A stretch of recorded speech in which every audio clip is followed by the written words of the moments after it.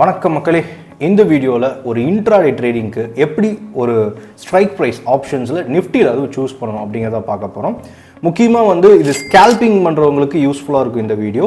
And ஏன்னா ஆப்ஷன்ஸை பொறுத்தவரையில் உங்களுக்கு ப்ரீமியமில் ட்ரேட் ஆகும். அதனால் என்னென்னா ஒரு பாயிண்ட் ஏ அப்படிங்கிற பாயிண்ட்லேருந்து பி அப்படிங்கிற பாயிண்ட் நீங்கள் போகிறதுக்கு ப்ரெடிக்ட் பண்ணிடுவீங்க. இண்டிகேட்டரோ ஒரு மேனுவல் அனாலிசிஸோ வச்சு ப்ரெடிக்ட் பண்ணிடுவீங்க, போயிடும். ஆனால் ப்ராஃபிட் பெருசாக வராது, மேபி லாஸ் கூட நீங்கள் பண்ணலாம். அது நடக்கும். அது ஏன் அப்படிங்கிறதெல்லாம் இதுக்கு பின்னாடி இருக்கிற விஷயம் எல்லாமே தெரிஞ்சுக்கலாம் இதில். அண்ட் இன்ட்ராடேக்கு பர்டிகுலராக எப்படி ஸ்ட்ரைக் ப்ரைஸ் சூஸ் பண்ணோம் அதான் பார்க்க போகிறோம். சரியா? தென் இனி தன்னுக்கு நீங்கள் சப்ஸ்கிரைப் பண்ணுங்கள். அண்ட் அக்கௌண்ட் ஓப்பனிங் லிங்க் டிஸ்கிரிப்ஷனுக்கு அக்கௌண்ட் ஓப்பன் பண்ணிக்கோங்க. ஓகே, இப்போ நம்ம தன் பிளாட்ஃபார்ம் எடுத்திருக்கோம். இதில் ஆப்ஷன்ஸ் ட்ரேடர், அதில் ஆப்ஷன் செயினில் நான் அந்த ஆப்ஷன் செயின் எடுத்து வச்சுருக்கேன். இதில் எல்லாமே நம்ம டெல் பண்ணி ஜஸ்ட் 3 வேல்யூஸ் வச்சுருக்கேன்: டெல்டா, காமா, தீட்டா. சரிங்களா? இந்த 3 வேல்யூ அப்படிங்கிறது ஒரு ஆப்ஷன் பையர் கண்டிப்பாக தெரிஞ்சுக்கணும். ஏன்னா ஒரு ஸ்பாட்டை பொறுத்தவரையில், அதாவது இப்போ ரிலையன்ஸ் இண்டஸ்ட்ரீஸோட ஸ்டாக்கு ஆர் HDFC ஸ்டாக் இதெல்லாம் பார்த்தீங்கன்னா ப்ரைஸு.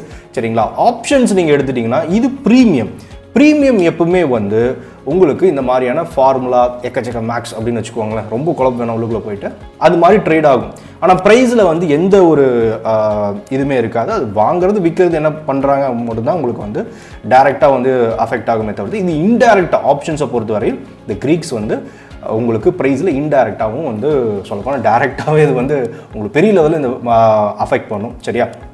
சரி, இந்த டெல்டா அப்படிங்கிறது யாருக்கு ஃப்ரெண்ட் அப்படின்னு தெரிஞ்சுக்கலாம். ஃபர்ஸ்ட் இந்த டெல்டா அப்படிங்கிறது பையர்ஸ்க்கான ஃப்ரெண்டு. சரிங்களா? ஏன் அப்படின்னா உங்களுக்கு நீங்கள் ஒரு ஸ்ட்ரைக் ப்ரைஸ், இப்போ கால் ஆப்ஷன் நீங்கள் இப்படி எடுத்துக்கலாம். மார்க்கெட் சார்ட்டில் வச்சு காட்டுறேன். மார்க்கெட் இப்போ எங்கே நின்றுருக்குன்னா 26,000 26,160-70 அந்த ரேஞ்சில் நின்றுகிட்டு இருக்கான். இது அட் மணி அப்படின்னு எடுத்துக்கிட்டோம்னா அடுத்து உடனே ரீச் ஆகக்கூடிய இடம் அப்படிங்கிறது நமக்கு 200. கரெக்டாக? அந்த ஸ்ட்ரைக் ப்ரைஸ் தான் உடனே ரீச் ஆகும். தென் புட் சைடில் பார்த்துட்டு உடனே ரீச் ஆகிறதுக்கு யார் இருக்கா? இங்கே நமக்கு 100 புட் சைடில் நம்ம எடுத்துக்கிட்டோம்னா 100 நமக்கு உடனே ரீச் ஆகிறது.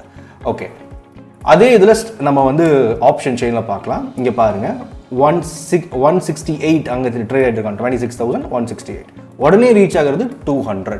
கரெக்டாக? இதோட ப்ரீமியம் இப்போ எவ்வளோ போயிட்டு இருக்குன்னா 113 ரூபாய்க்கு போய்கிட்டு இருக்கு. தென் இதோட தீட்டா பாருங்க 13.9 அப்படிங்கிறது இல்லைங்களா? இது 13ங்கிறது இன்னும் இன்க்ரீஸ் ஆகலாம், 14, 15 இதுங்கிறது இங்கே இது என்ன -13, 14 அப்படின்னு போட்டிருக்குன்னா, இந்த தீட்டால ஒரு நாளைக்கு மினிமம் மார்க்கெட் எங்கேயுமே போகல, இங்கே நிற்குது அப்படின்னாலும் உங்களுக்கு இது 13, 14 பாயிண்ட் கரைஞ்சிடும். அந்த ப்ரீமியம் இப்போ 114 ரூபா இருக்கு இல்லைங்களா? நாளைக்கு ஓப்பன் ஆகும்போது 100 ரூபாய்க்கு தான் ஓப்பன் ஆகும். மார்க்கெட் எங்கேயுமே நகரல அப்படின்னா மைனஸ் ஆகும். இது பையர்ஸ்க்கு ஒரு எனிமி அப்படின்னு வச்சுக்கோங்க. யாரு? தீட்டா. இது செல்லர்ஸுக்கு ஃப்ரெண்டு. இந்த தீட்டா செல்லர்ஸுக்கு ஃப்ரெண்டு, பையர்ஸுக்கு எனிமி. சரியா? அப்போ நமக்கு யார் ப்ரோ ஃப்ரெண்டு? பையராக இருக்கும். நமக்கு யார் ப்ரோ ஃப்ரெண்டு அப்படின்னா சிம்பிள், இங்கே இருக்கிற டெல்டா இருக்காங்க இல்லைங்களா? இங்கே பாருங்க, அதே இதில் டெல்டாங்கிறது 0.49 ஆல்மோஸ்ட் 5. கரெக்டாக? 0.49 இருக்கு இல்லைங்களா? இது என்ன சொல்லுதுன்னா, நமக்கு உங்களுக்கு இந்த இடத்துல இருக்கல 167, 68 அந்த பாயிண்ட் ட்ரேட் ஆகிட்டு இருக்கு. 167, 68, 70 அப்படின்னு ஒவ்வொரு பாயிண்ட்டாக உங்களுக்கு இன்க்ரீஸ் ஆகுதுன்னா, நிஃப்டி ஒரு பாயிண்ட் நகர்ந்துச்சு அப்படின்னா உங்களுக்கு இந்த ஸ்ட்ரைக் ப்ரைஸ் எவ்வளோ பாயிண்ட் நகரும் அப்படிங்கிறது காட்டுறது தான் இந்த டெல்டா. அதாவது நிஃப்டி இப்போ இங்கிருந்து மேலே நகர்றான் ஒவ்வொரு பாயிண்ட்டாக. 167 இருக்கா, 68, 69 அப்படின்னு மேலே போகுது அப்படின்னா இங்கேருந்து எவ்வளோ பாயிண்ட் இருக்குது? இங்கேருந்து எடுத்துக்கலாம், மெஷர் பண்ணலாம் இந்த ரெசிடன்ஸ் வரையும். ஒரு 36 பாயிண்ட் நிஃப்டி 36 பாயிண்ட் ஏறுனா உங்களுக்கு இந்த ஸ்ட்ரைக் ப்ரைஸ், சரியா? இந்த ஸ்ட்ரைக் ப்ரைஸ் இருக்கு இல்லைங்களா? அதாவது 26,200 இங்கே எவ்வளோ இருக்குது? 0.49 அப்படிங்களா? பாதி, அதாவது ஒன்று கூட இல்லை, பாதி தான் இருக்குது. அப்போ 36 பாயிண்ட் ஏறுனா -2 போட்டுக்கோங்க. எவ்வளோ? பாதி இல்லைங்களா? எவ்வளோ வருது? 36 பாயிண்ட்னா இங்கே எவ்வளோ வருது நமக்கு? இப்போ 18 பாயிண்ட்ஸ். கரெக்டாக? 18 பாயிண்ட்ஸ் இது நகரும். அதாவது 113 ரூபாய் இருக்கிறது, 114 ரூபாய் இருக்கிறது ப்ளஸ் 18 போட்டுக்கோங்க. அவ்வளோதான் என்னது நமக்கு இந்த ப்ரீமியம் ஏறும். சரி, அப்போ நான் எது ப்ரோ சூஸ் பண்ணுறது? நீங்கள் அடி மணியில் கூட சூஸ் பண்ணிங்கன்னா பரவாயில்ல. ஆனால் சில பேர் என்ன பண்ணுறாங்கன்னா டீப் அவுட் ஆகுது, இங்கே போயிடுவாங்க.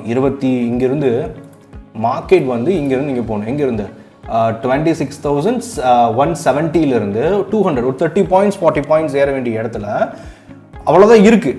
ஆனால் அட் தி மணி கூட சூஸ் பண்ணால் பரவாயில்ல, பாதி 15 பாயிண்ட்டோ 20 பாயிண்ட்டோ ஏறும். ஆனால் நேராக போயிட்டு 26,500 எடுத்துருப்பாங்க. இங்கே இது இருக்கு இல்லைங்களா, இது எவ்வளோ இருக்குது? 0.14 தான் இருக்குது. அதாவது நிஃப்டி 10 பாயிண்ட் ஏறுனா இது 1 பாயிண்ட் தான் ஏறும்.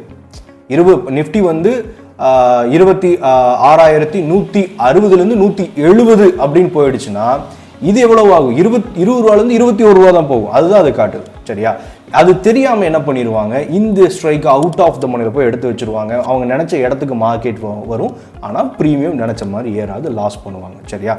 இதை இருக்கிறதுலே பெரிய பிரச்சனை. அப்போ ஒரு ஸ்கேல்பராக இருக்கீங்கன்னா மினிமம் நமக்கு வந்து எவ்வளோ எடுக்கணும் அப்படின்ட்டு. ஸ்கேல்பிங்னா என்னங்க, நம்ம வந்து ஒரு 5 பாயிண்ட்டோ 10 பாயிண்ட்டோ 15 பாயிண்ட்டோ அவ்வளோதான் குயிக்காக ட்ரேட், ஒரு 3 மினிட்ஸோ 5 மினிட்ஸ்லேயே ஒரு ட்ரேட் எடுத்துகிட்டு எக்ஸிட் ஆக போகிறோம். கரெக்டாக? அப்போ அதுக்கு நம்ம அடி மணி கூட சூஸ் பண்ணக்கூடாது. எந்த ஸ்ட்ரைக் ப்ரைஸ் சூஸ் பண்ணால் இந்த மணி உள்ளுக்குள்ளே ஒன்று நல்லா உள்ளே போகணும். சரியா? இந்த மணினா நமக்கு வந்து இங்கேருந்து ஒரு 2 ஸ்ட்ரைக் உள்ளே போங்க. நம்ம வந்து 200 எடுக்கிறதுக்கு பதிலாக 100 அண்ட் வந்து இன்னி ஒரு இது பார்த்துட்டோம்னா நமக்கு வந்து 26,000 ஆர் வந்து 25,900. சரியா? இது மாதிரி ஒரு 2லேருந்து 3 ஸ்ட்ரைக் உள்ளே போகணும். சரியா? 25,900 எடுத்துட்டிங்கன்னா இங்கே பாருங்கள் 0.85 அப்படின்னு காட்டுது. அதாவது நிஃப்டி 10 பாயிண்ட் ஏறுனா இது வந்து 8 பாயிண்ட் ஏறும். அதுதான் அது காட்டுது. சரியா? நிஃப்டி 10 பாயிண்ட் ஏறுனா இது எவ்வளோ பாயிண்ட் ஏறும்? 8 பாயிண்ட். அது உங்களுக்கு மொமெண்டம் கொடுக்கும். அதாவது உங்களுக்கு வந்து 25,900 அப்படிங்கிற ஸ்ட்ரைக் வந்து 322 ரூபாய்க்கு இருக்குது. இது வந்து நிஃப்டி 10 பாயிண்ட் நகர்னா 330 ரூபாய் அப்படின்னு போகும், 8 பாயிண்ட் நகர்ந்து. சரியா? இதுதான் இது காட்டுது. அதனால தான் சொல்கிறது இந்த டெல்டா அப்படிங்கிறது பையர்ஸோட ஃப்ரெண்ட். சரி, இந்த காமா அப்படிங்கிறதுனா எப்படி டெல்டா நமக்கு ஃப்ரெண்டோ அதே மாதிரி பையர்ஸாக இருந்தால் நமக்கு வந்து யார் friend?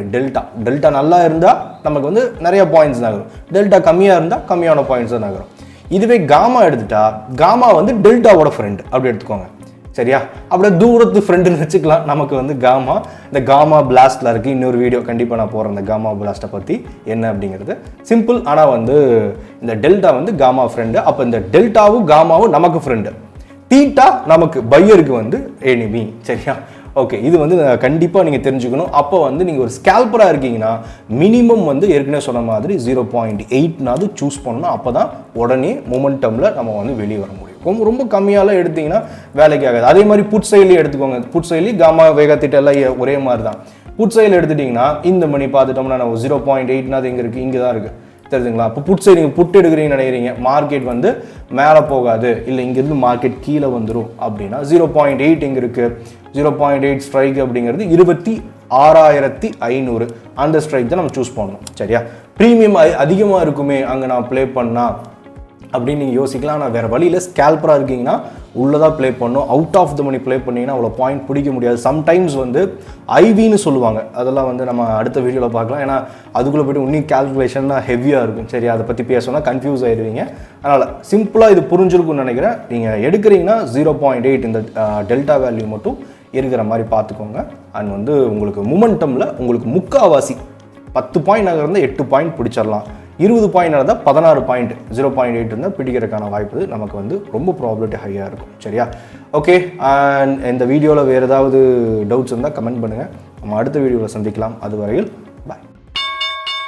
Investments in the securities market are subject to market risk. Read all the related documents carefully before investing.